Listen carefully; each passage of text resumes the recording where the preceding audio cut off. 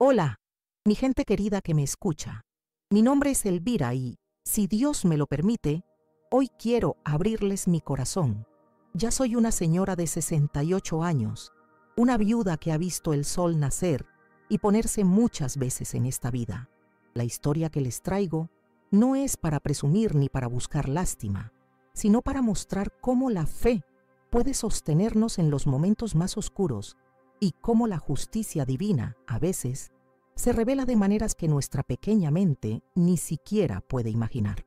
Todo esto sucedió hace unos años, en una época en la que vivía en un anexo, un cuartito en el fondo de la casa de mi único hijo, Javier.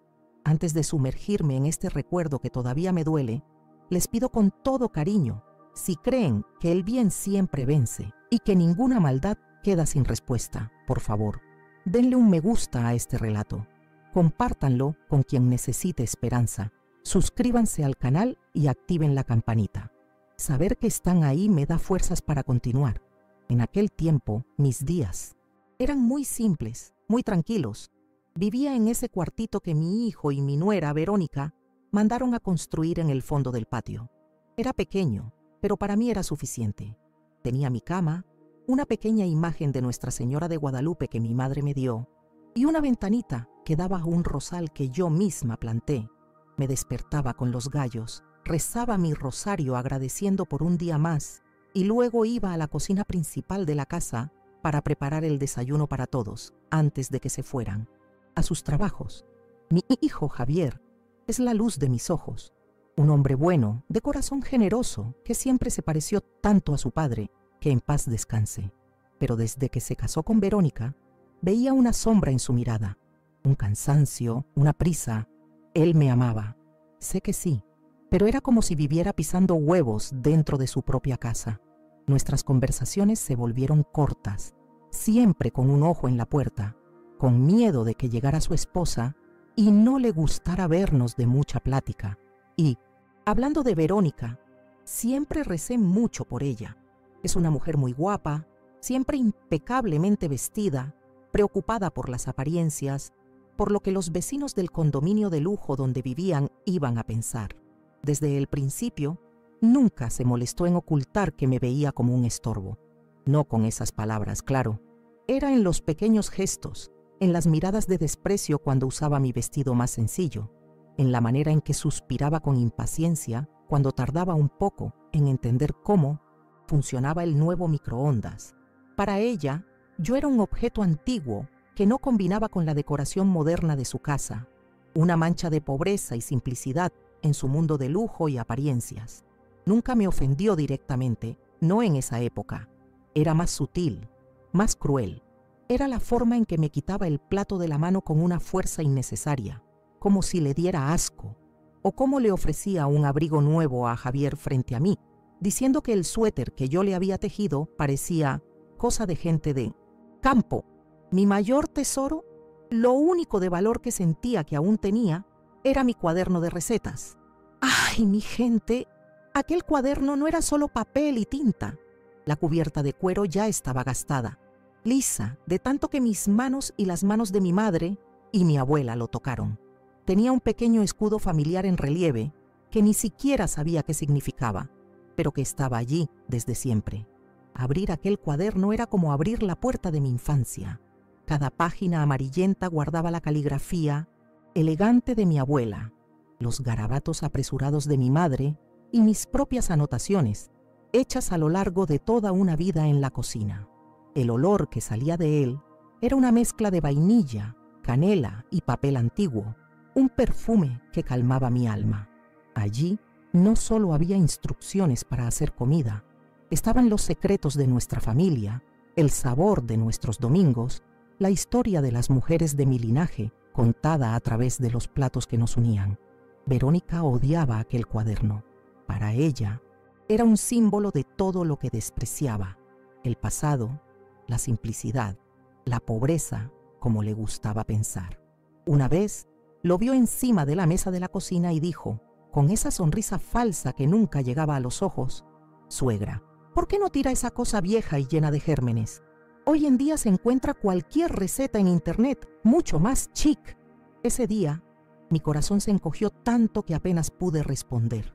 Simplemente tomé mi cuaderno, lo abracé contra mi pecho y le dije que era el único recuerdo que tenía de mi madre.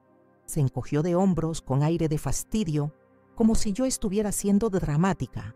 Para ella, el valor de las cosas estaba en la etiqueta del precio, en el brillo de lo nuevo. Jamás entendería el valor de un legado, de una historia contenida en aquellas páginas manchadas de grasa y de amor. Mal sabía ella, mal sabía yo, que el valor de aquel cuaderno iba mucho más allá de mis recuerdos. Entonces, el cumpleaños de mi nieto, el pequeño Mateo de 8 años, se acercaba. Mi corazón se llenó de alegría.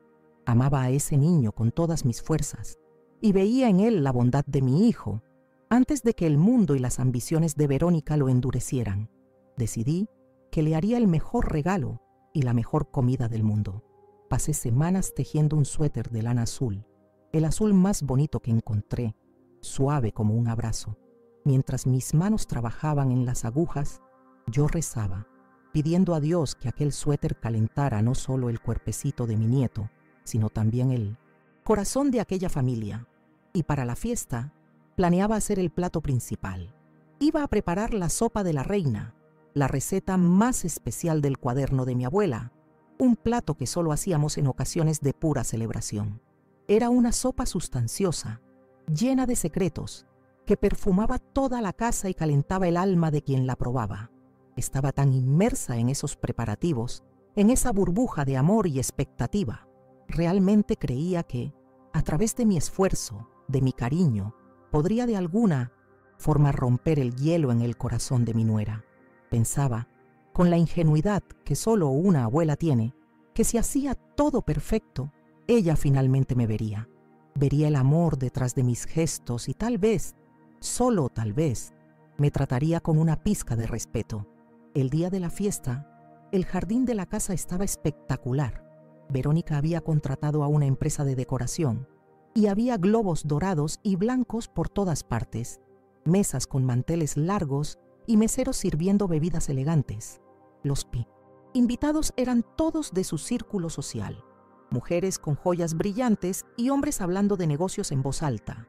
Yo me sentía como un pez fuera del agua con mi vestido floreado, el más bonito que tenía. Pasé todo el día en la cocina, un lugar que Verónica normalmente no me dejaba usar para cosas grandes. Pero insistí, le dije que era mi regalo para Mateo. El olor de la sopa de la reina comenzó a esparcirse por la casa. Un aroma rico de hierbas y pollo cocido lentamente, un olor a hogar, a verdad. Estaba orgullosa, mi corazón latía fuerte de felicidad. Terminé de arreglar la sopa en una fuente de loza antigua, la única que Verónica no había tirado. Con la fuente en mis brazos y el suéter envuelto en un papel de seda sencillo, salí al jardín. Mi nieto, Mateo, corrió a abrazarme en cuanto me vio. «¡Abuela!», gritó, y aquel abrazo apretado hizo que todo valiera la pena. Le entregué el regalo, que abrió con los ojitos brillantes. «¡Qué calientito, abuela, gracias!», dijo, poniéndose el suéter por encima de su camisa cara. Mi corazón se llenó de un calor tan grande que por un momento me olvidé de todo lo demás. Pero ese momento de pura felicidad duró poco. Fue como si el sol se escondiera detrás de una nube oscura y fría.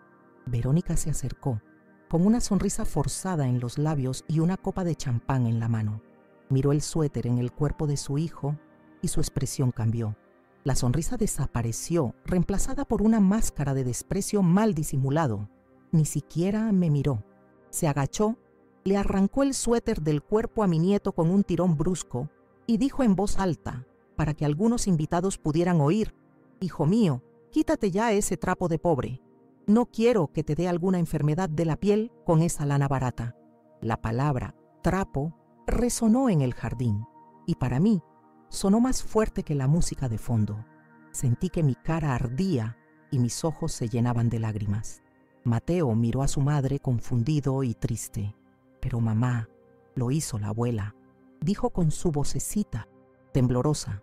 Javier, mi hijo, estaba a su lado y simplemente desvió la mirada, fingiendo estar interesado en una conversación cualquiera. No dijo una palabra para defenderme, no hizo nada. Su silencio fue la puñalada más profunda que recibí en el pecho ese día. Y entonces, el golpe final. Verónica se giró hacia la mesa donde yo había puesto mi sopa, el plato que hice con tanto amor. Miró la fuente con asco y dijo, también en voz alta, ¿y qué es esta porquería? Pedí al catering que sirviera canapés finos y ¿tú me traes esta comida de gente sencilla? Por el amor de Dios, suegra, qué vergüenza. ¿Qué van a pensar mis amigos? Y allí, frente a todos, el mundo dejó de girar. Sentí que el suelo desaparecía bajo mis pies.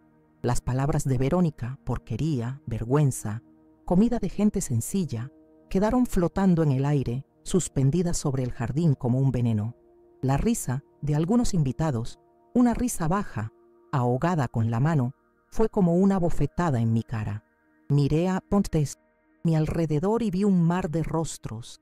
Algunos me miraban con lástima, otros con una diversión cruel, pero la mayoría, la gran mayoría, simplemente desviaba la mirada, de repente muy interesada en las flores o en el cielo, como si me hubiera vuelto invisible. Mi primer instinto fue buscar los ojos de mi hijo. Lo busqué en medio de toda esa gente, con el corazón en la boca, esperando un gesto, una palabra, cualquier cosa que dijera que él no estaba de acuerdo con aquello. Y lo encontré. Nuestras miradas se cruzaron por un segundo que pareció una eternidad. Vi el dolor en sus ojos, vi la vergüenza, pero no era vergüenza de su esposa, era vergüenza de sí mismo. Y entonces hizo lo que me rompió por dentro, desvió la mirada. Esa desviación fue la confirmación de que estaba sola. La crueldad de Verónica era como una tormenta ruidosa que destruye todo por fuera, pero el silencio de mi hijo, su cobardía, fue como una inundación silenciosa que entró y pudrió todo por dentro, ahogando todas mis esperanzas. En ese momento, entendí que el hombre que crié, el niño al que enseñé a ser justo y bueno, ya no existía. Se había convertido en un fantasma en su propia vida. La música volvió a sonar. Las conversaciones se reanudaron, un poco más altas que antes, para llenar el vacío incómodo que se había instalado. Verónica, satisfecha con el daño que causó, actuaba como si nada hubiera pasado. Tomó de la mano a mi nieto, que lloraba en voz baja por el suéter, y lo llevó cerca del pastel, forzando una sonrisa en su rostro para las fotos. Yo continué allí, parada en medio del jardín, sosteniendo la fuente de sopa que ahora parecía pesar 1 tonelada. Nadie tocó mi sopa. Se quedó allí, en la mesa, enfriándose. Un testigo silencioso de mi humillación. Los meseros pasaban a su lado, sirviendo las comidas finas del catering, rodeando mi fuente como si fuera una isla de lepra. Veía a la gente mirando de reojo, susurrando. Cada susurro era como una aguja, perforando mi piel. Solo quería desaparecer, convertirme en polvo y que el viento me llevara muy lejos de allí. Después de lo que pareció una vida entera, la fiesta comenzó a vaciarse. Verónica se acercó a mí, el rostro una máscara de frialdad.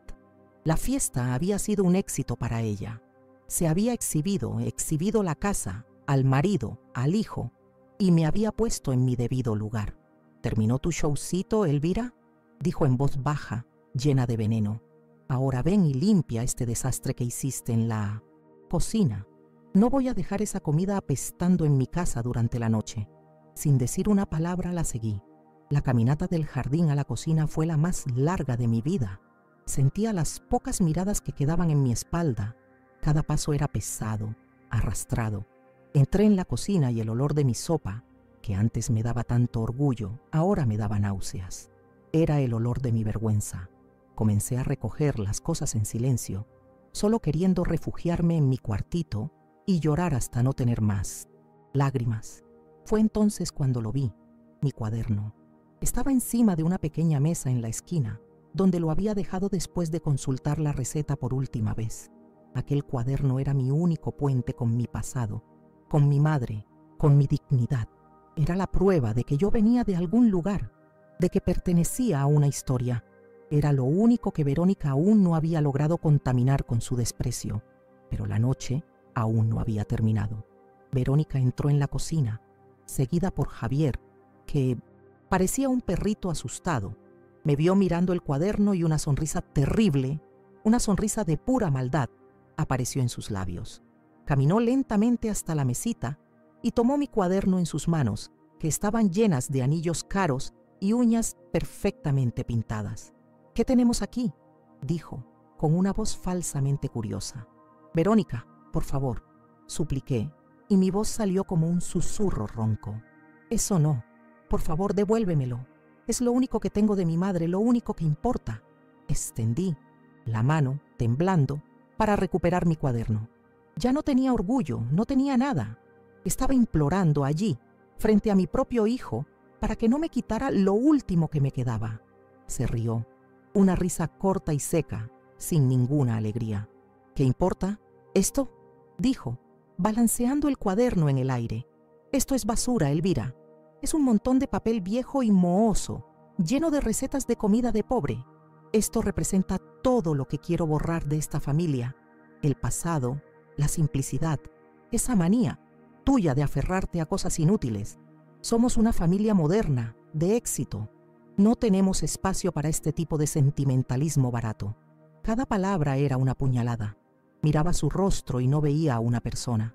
Veía a un monstruo, a un demonio vestido con ropa de diseñador. Miré a Javier buscando socorro, pero él tenía la cabeza gacha, mirando sus propios zapatos, como si el diseño del piso fuera lo más interesante del mundo. Era una estatua, un hombre hecho de cera, incapaz de moverse, de hablar, de defender a su propia madre. Verónica continuó su cruel discurso, saboreando cada sílaba. «Mientras te aferres a estas porquerías, siempre serás un peso muerto, un recordatorio constante de un pasado que quiero enterrar. Estoy construyendo un futuro para mi hijo, tu nieto, un futuro de riqueza, de poder, y en ese futuro no hay lugar para esto», dijo, sacudiendo el cuaderno una vez más con desprecio. Y entonces lo hizo, frente a mí, frente a mi hijo. Caminó con una calma aterradora hasta el gran bote de basura de metal que estaba en la esquina de la cocina. Con un movimiento deliberado, levantó la tapa con el pie y sin ninguna vacilación dejó caer mi cuaderno. El cuaderno de mi madre, el cuaderno de mi abuela, el libro de mi vida. Oí el sonido, el golpe sordo del cuero contra las cáscaras de verduras y los restos de comida de la basura. Ese sonido nunca más se fue de mi cabeza. Fue el sonido de mi corazón partiéndose en 1000 pedazos. Fue el sonido de mi alma siendo arrojada como si no valiera nada. Me quedé paralizada, mirando el bote de basura cerrado, sin poder respirar. Un silencio pesado se apoderó de la cocina, un silencio que gritaba mi dolor, su crueldad y la cobardía de él. No podía llorar. El shock era tan grande que secó mis lágrimas. Era como si hubiera salido de mi propio cuerpo y estuviera viendo esa escena desde lejos, sin creer que aquello me estuviera sucediendo realmente a mí. Verónica se limpió las manos una con la otra, como si acabara de deshacerse de algo sucio. Se giró hacia mí, el rostro impasible, los ojos fríos como el hielo. «Ahora entiendes, Elvira, ya no hay nada para ti aquí. Tu tiempo en esta casa se acabó. Tú y tus recuerdos inútiles ya no pertenecen a este lugar. Quiero que te vayas de aquí, ahora». Sus palabras tardaron en tener sentido. «¿Fuera? ¿Fuera de la casa? ¿Fuera de la vida de mi hijo?». Miré a Javier una última vez, una súplica final silenciosa. Él finalmente levantó la cabeza. Había lágrimas por su rostro, corriendo, pero su boca no se movió. Solo me miró con una expresión de derrota, de desesperación, y luego negó con la cabeza, levemente, como quien dice: «No puedo hacer nada. Toma tu bolso y tus pocas ropas y desaparece de mi propiedad». La voz de Verónica cortó el aire, final, implacable. «No quiero volver a ver tu cara aquí cuando salga el sol. Si no te vas por las buenas, llamo a la seguridad del condominio y te sacan a la fuerza». ¿Fui clara? No esperó respuesta. Simplemente se dio la vuelta y salió de la cocina, dejando atrás un rastro de destrucción y a un hijo hecho pedazos. Me quedé allí, a solas con Javier por un instante. El silencio entre nosotros era ensordecedor, llenado solo por el sonido de su respiración agitada y de mis esperanzas muriendo. Él no podía mirarme a los ojos. Y yo, por primera vez en mi vida, no sentí pena por él. Sentí solo un vacío inmenso, el vacío dejado por la traición. Sin decir una palabra, me di la vuelta y caminé hacia mi cuartito en el fondo, sabiendo que ya no tenía un hogar. Volví a mi cuartito como un autómata, un cuerpo sin alma. Miré mis pocas cosas, la ropa sencilla colgada, la foto amarillenta de mi Antonio, mi rosario enrollado en la cabecera de la cama. Verónica me había dicho que recogiera mis cosas y desapareciera, pero mirando a mi alrededor, me di cuenta de que lo único que no podía dejar atrás era precisamente lo que ella había tirado a la basura. Mis vestidos, mis zapatos viejos, nada de eso era yo.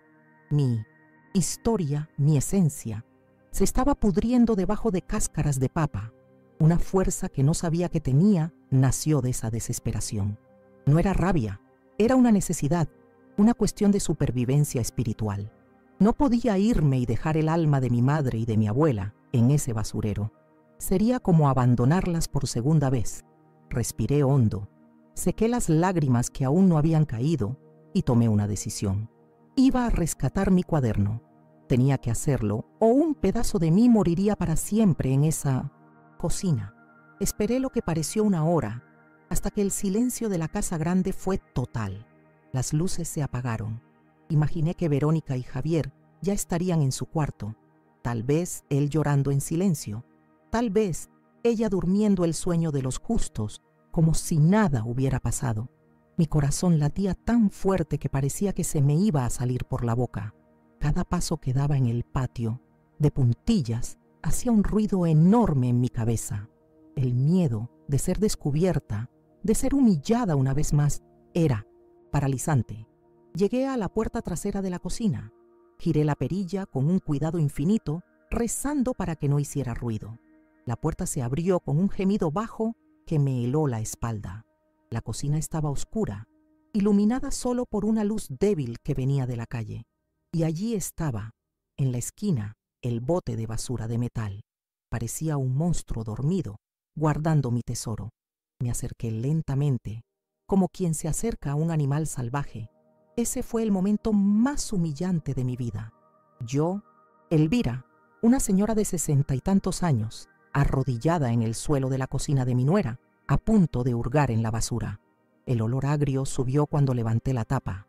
Cerré los ojos y recé un Ave María en silencio, pidiendo fuerzas a Dios. Entonces, metí mi mano allí dentro.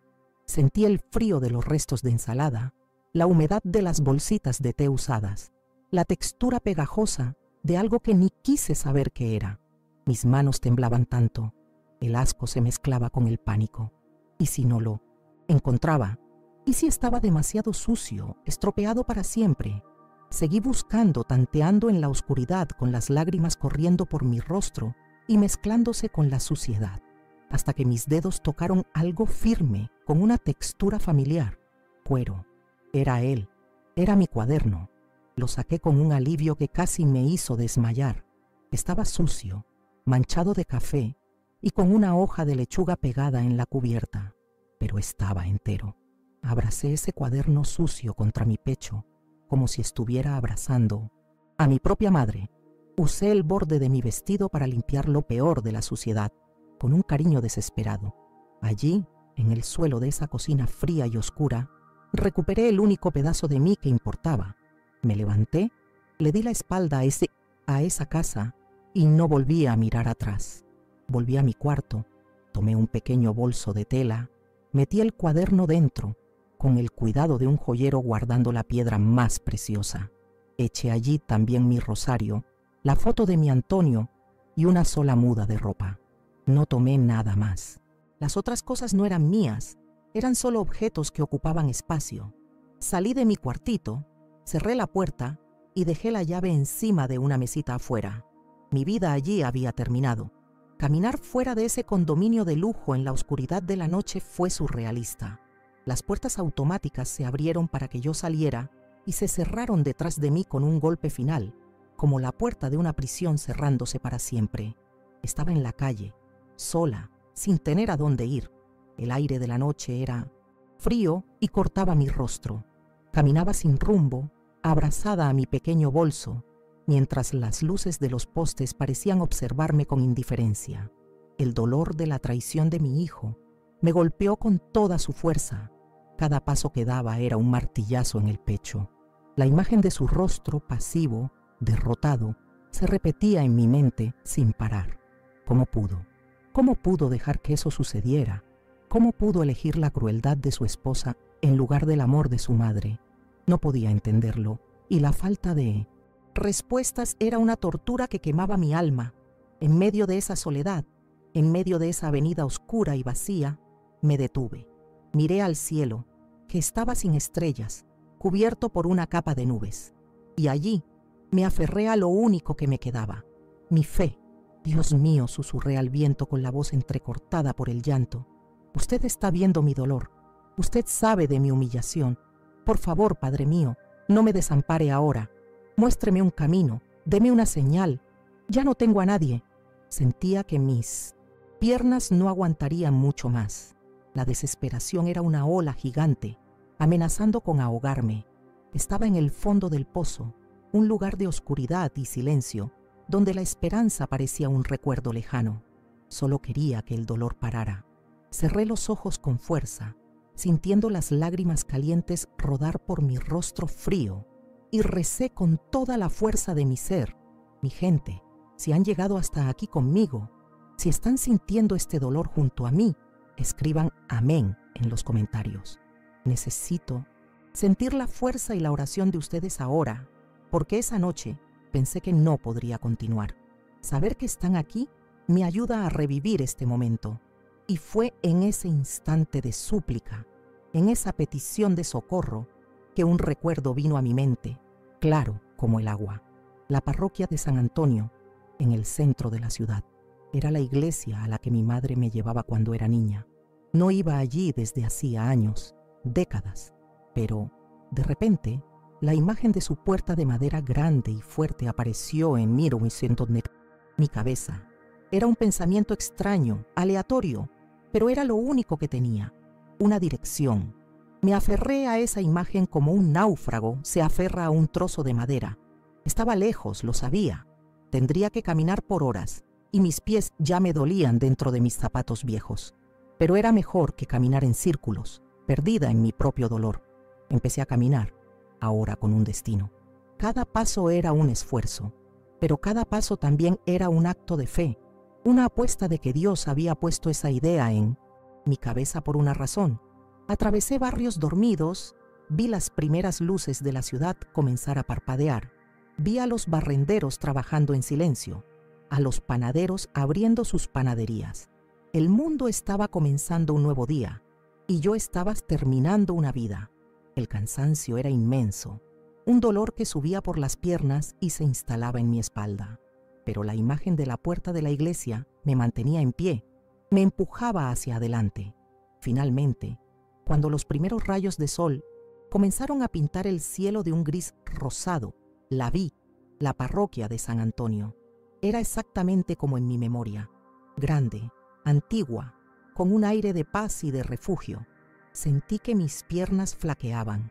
Atravesé la plaza vacía frente a ella y subí los escalones de piedra, uno por uno, sujetándome de la barandilla como si fuera mi salvación. Me detuve frente a la puerta maciza de madera. Dudé. ¿Quién era yo para tocar allí, en ese estado? Sucia, con la cara hinchada de llorar, pareciendo una mendiga. Sentí vergüenza, pero ¿qué más podía hacer? Respiré hondo, reuní el resto de valor que me quedaba y toqué. 1, 2, 3 veces. El sonido resonó en el silencio de la mañana. Esperé por un tiempo que pareció una eternidad. Cuando ya estaba a punto de rendirme, de sentarme en el escalón y simplemente esperar el final, oí el ruido de un cerrojo abriéndose por dentro. La puerta crujió y se abrió un poco. Un rostro joven, con barba por hacer y ojos cansados, pero muy bondadosos, apareció en la rendija. Era un sacerdote, el padre Miguel, como descubriría más tarde. Me miró a mí, a mi bolso, a mi estado lamentable. Abrí la boca para intentar explicar, para decir quién era, qué había pasado, pero no salió ninguna palabra. En su lugar, el llanto que había contenido por horas vino con todo, En un sollozo fuerte y doloroso, me derrumbé allí, en la puerta de la casa de Dios, una mujer rota y sin esperanza. El joven sacerdote no hizo preguntas, no me miró con juicio ni con lástima. Simplemente abrió la puerta por completo, me extendió la mano y dijo, con una voz calma y suave que tranquilizó un pedazo de mi alma: «Entre, mi señora, aquí adentro hace calor. Venga, entre, ahora está a salvo». Y, por primera vez en esa noche terrible, sentí un minúsculo, casi imperceptible destello de esperanza. El padre Miguel me llevó a un cuartito en el fondo de la sacristía. Era aún más pequeño que mi antiguo anexo, con una cama de hierro simple, una cruz de madera en la pared y una ventana alta que daba a un pequeño patio interno. Pero, mi gente, ese cuartito me pareció un palacio. Era un lugar seguro. Era un lugar de paz. Me trajo una taza de té caliente que calentó mis manos heladas y una manta gruesa, sin hacer ninguna pregunta. Su bondad, la bondad de un extraño, fue un bálsamo en mi herida abierta. Esa primera noche, apenas dormí. Abracé mi cuaderno de recetas, ahora limpio y seco, y lloré en silencio. Lloré la pérdida de mi hijo, la crueldad de mi nuera, la vida que conocía y que me habían arrancado. Pero, por primera vez, no eran solo lágrimas de dolor, eran también lágrimas de gratitud por no estar durmiendo en la calle, por haber encontrado un puerto seguro en medio de mi tormenta personal. Me dormí rezando el rosario, pidiendo a Dios que me diera fuerzas para el día siguiente. Al día siguiente, me desperté con el sonido de las campanas de la iglesia, un sonido que me recordaba mi infancia. Decidí que no podía quedarme allí de favor como un peso muerto, exactamente como Verónica decía que era yo. Necesitaba ser útil, necesitaba devolver la bondad que recibí. Busqué al padre Miguel y lo encontré en el comedor comunitario, un salón grande y sencillo, donde servían desayuno a las personas en situación de calle. «Padre», le dije con la voz aún débil, «no tengo dinero para pagarle, pero sé cocinar. Mis manos todavía son buenas para el trabajo. Déjeme ayudar en la cocina, por favor. Es lo mínimo que puedo hacer para agradecerle». El padre sonrió, una sonrisa genuina que iluminó su rostro cansado. «Doña Elvira», dijo, «toda ayuda es una bendición de Dios. La cocina es suya. Siéntase como en casa». Y así, la cocina del comedor se convirtió en mi santuario. Era una cocina grande, antigua, con ollas de aluminio abolladas por el uso y una estufa industrial que vivía en batalla. No tenía nada del lujo y la tecnología de la cocina de Verónica, pero tenía algo que la otra jamás tendría: un propósito. Todos los días llegaba antes de que saliera el sol y comenzaba a preparar las comidas para decenas de personas hambrientas. Mi cuaderno de recetas, mi compañero fiel, se quedaba abierto en una mesita en la esquina. Las personas que me ayudaban, otras voluntarias de la comunidad, eran mujeres sencillas y de gran corazón. No preguntaban por mi pasado, no les importaba mi ropa gastada. Veían el amor que ponía en la comida y eso era suficiente. Juntas, transformábamos donaciones sencillas en platos calientes y llenos de sabor. Cocinaba con el alma. Cada cebolla que picaba, cada cucharada que removía era una oración. Rezaba por mi hijo Javier, para que Dios le abriera los ojos. Rezaba incluso por Verónica, para que Dios ablandara su corazón de piedra. Y rezaba por las personas que iban a comer mi comida, para que ese plato caliente fuera un abrazo, un momento de alivio en medio de tanto sufrimiento. Encontré mi dignidad de nuevo, no en el lujo, sino en el servicio. Los meses fueron pasando. El dolor agudo de la traición se fue, transformando en una cicatriz, una melancolía suave que me acompañaba siempre. Extrañaba a mi nieto, su abrazo, su risa. Pensaba en él todos los días y le pedía a Dios que lo protegiera. Pero había encontrado una nueva familia allí, en la parroquia. La gente del comedor, los otros voluntarios, el padre Miguel, se convirtieron en mi red de apoyo. Un día era un martes común. El comedor estaba más lleno de lo normal. El tiempo había cambiado. Una lluvia fría caía afuera y la gente buscaba refugio y un plato de comida caliente. Ese día decidí hacer algo especial. Miré mi cuaderno y mis ojos se detuvieron en ella. La sopa de la reina. La misma sopa que fue motivo de mi mayor humillación. Mi corazón dudó por un segundo, pero entonces una paz se apoderó de mí. Iba a resignificar ese recuerdo. Iba a tomar esa receta, que fue despreciada por los ricos, y dárselas a aquellos que realmente la necesitaban, a los humildes de verdad. Iba a transformar el veneno en remedio. Pasé toda la mañana dedicada a esa sopa, usando los mejores ingredientes que teníamos de las donaciones, poniendo en ella todo mi amor y mi fe.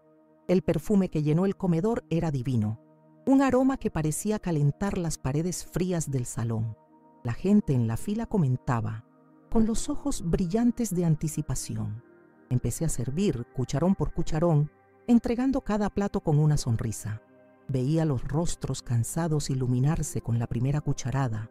Aquello, para mí, valía más que cualquier elogio de la alta sociedad. Aquello era la verdadera recompensa. Y fue en medio de ese movimiento, de ese ajetreo bendito que él entró. Un hombre que no pertenecía a ese lugar. Llevaba un traje oscuro, perfectamente cortado, zapatos que brillaban incluso con la luz tenue del salón, y un reloj de oro en la muñeca. Parecía perdido, mirando las paredes desconchadas y a la gente sencilla, con una expresión de curiosidad, tal vez incluso de incomodidad. El padre Miguel vino a la cocina y me dijo en voz baja, «Elvira, ese señor es un empresario importante, don Carlos Benítez. Está haciendo un reportaje sobre filantropía. Vino a conocer nuestro trabajo. No se preocupe, solo está de paso». Yo solo asentí con la cabeza. Para mí, era solo una persona más a la que alimentar. El hambre, al fin y al cabo, no elige clase social. El hombre, don Carlos, caminó por el salón, saludó al padre, y por pura educación, creo yo, se puso en la fila como todo el mundo. Cuando le llegó el turno, lo serví, como servía a todos los demás. «Se ve delicioso, mi señora», dijo, con un acento español muy educado.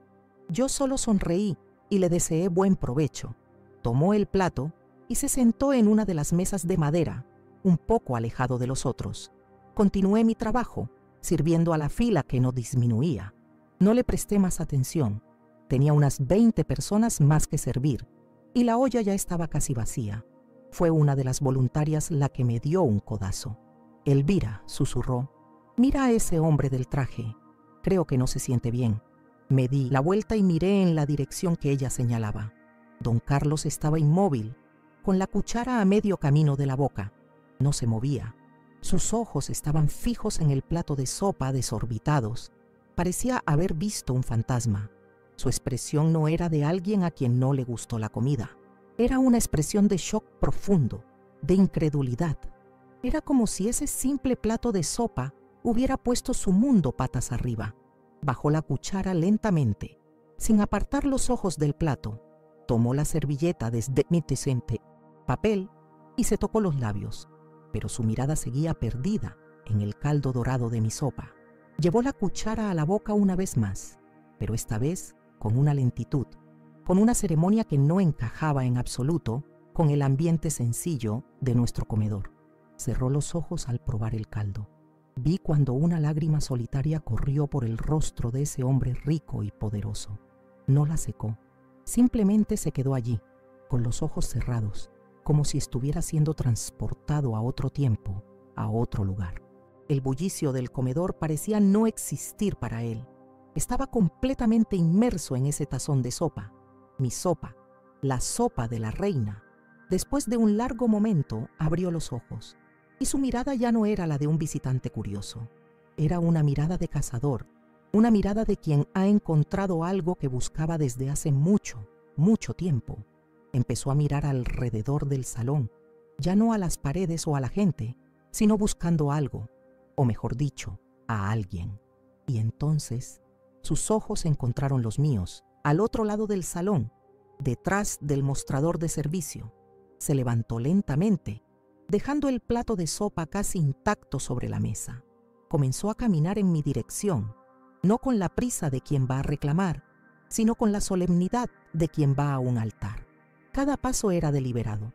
El salón entero pareció quedarse en silencio mientras ese hombre elegante atravesaba el comedor y venía directamente a la cocina, directamente hacia mí, con una pregunta estampada en el rostro, una pregunta que yo no tenía la menor idea de cuál sería.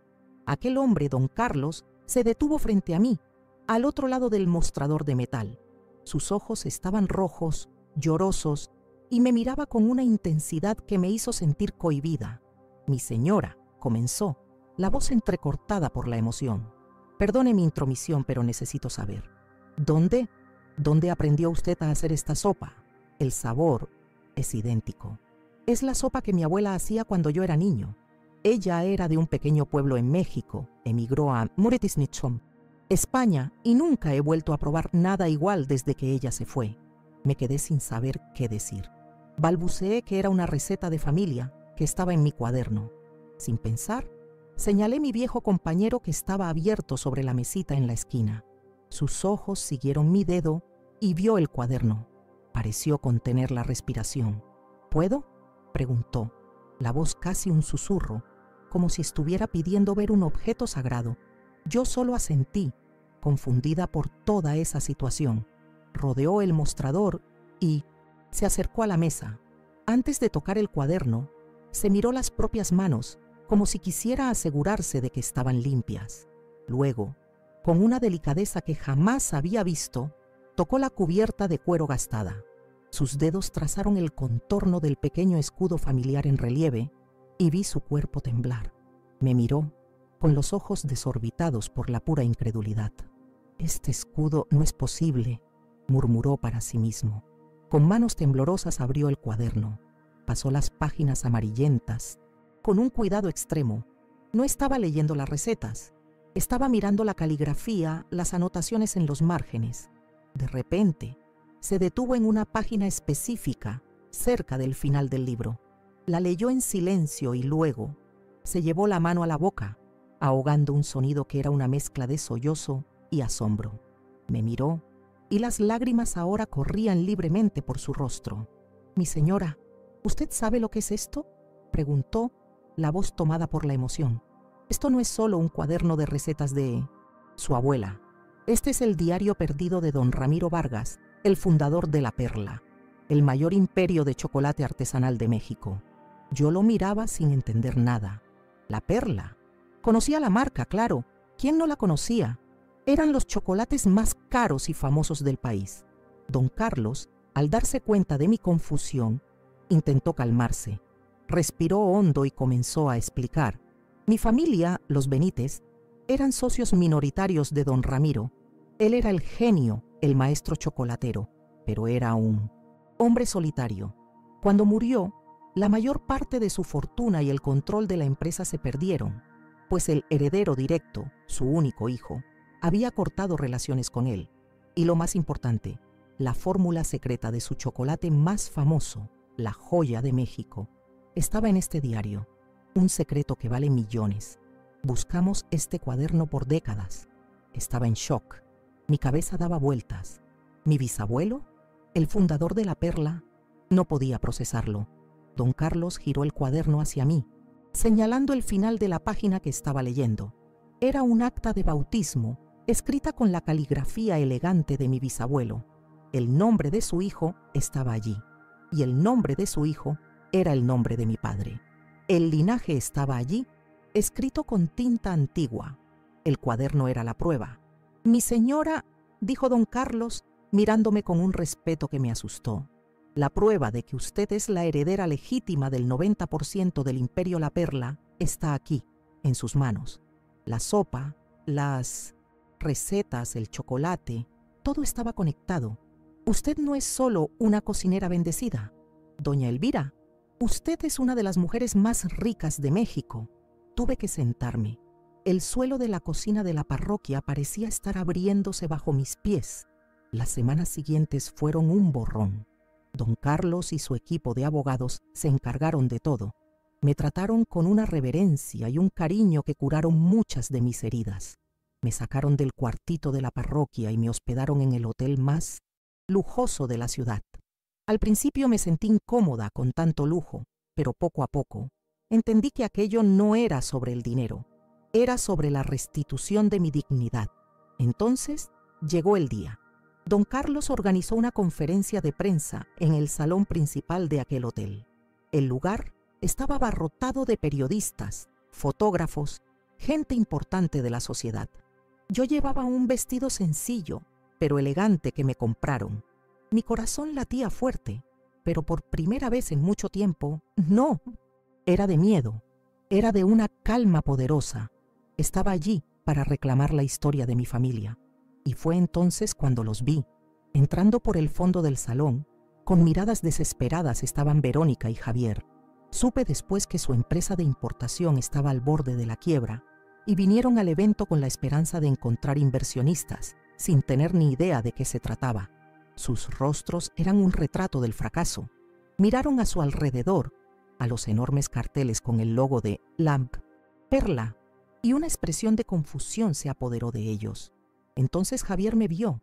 Yo estaba sentada en la primera fila, al lado de don Carlos. La mandíbula de mi hijo cayó. Sus ojos se abrieron como platos. Le dio un codazo a Verónica, que siguió su mirada y me vio. El rostro de ella pasó del blanco al rojo en segundos.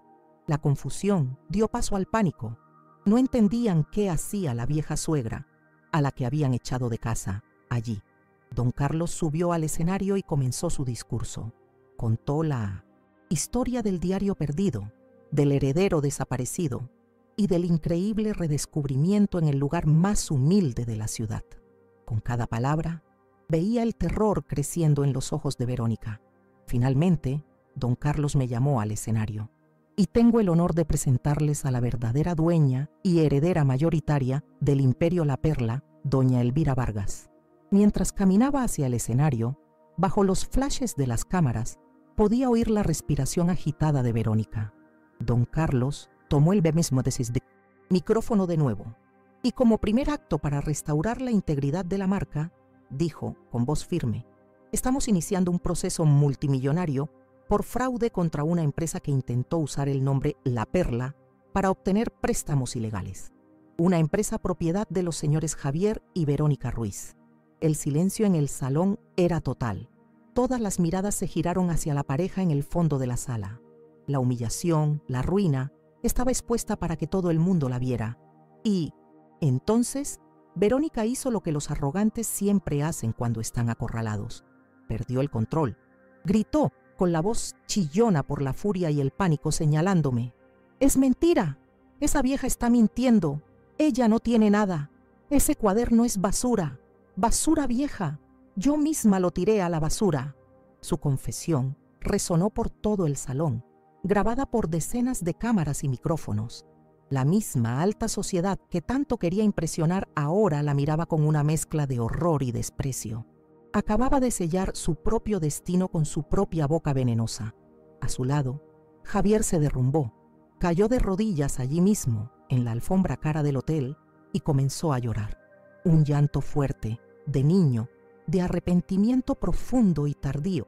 «Mamá, mamá, perdóname, perdóname, por favor», sollozaba, el rostro oculto entre las manos, mientras los fotógrafos se aglomeraban para capturar su caída. Desde el escenario, miré a mi hijo y, por primera vez, no sentí rabia ni rencor. Sentí una compasión inmensa. Había errado, había sido débil, pero era mi hijo. Entonces tomé el micrófono que don Carlos me ofreció y con voz serena anuncié mi primer proyecto: la creación de la Fundación La Perla, dedicada a combatir el hambre, comenzando con la reforma completa y la expansión del comedor de la parroquia de San Antonio. Los meses que siguieron fueron de reconstrucción. Verónica, como era de esperar, lo perdió todo. La última noticia que tuve de ella es que trabajaba en el turno de mitad, noche en una cocina industrial, irónicamente, pelando papas y cebollas, el mismo trabajo que tanto despreció. Una justicia poética que solo la vida o Dios podrían escribir. Javier, mi hijo, vino a buscarme, lleno de vergüenza y arrepentimiento. Lo perdoné. El perdón me liberó más a mí que a él. Hoy trabaja humildemente en la fundación, intentando reconstruir no solo su vida, sino también su alma, un día a la vez. Está reaprendiendo el valor de la humildad y del trabajo honesto. Poco a poco, Estoy recuperando a mi hijo. Y yo, hoy superviso la fundación. La escena final de mi historia, la que guardo en el corazón, no es en el salón de lujo, sino en la inauguración del nuevo comedor de la parroquia. Un lugar hermoso, limpio y digno.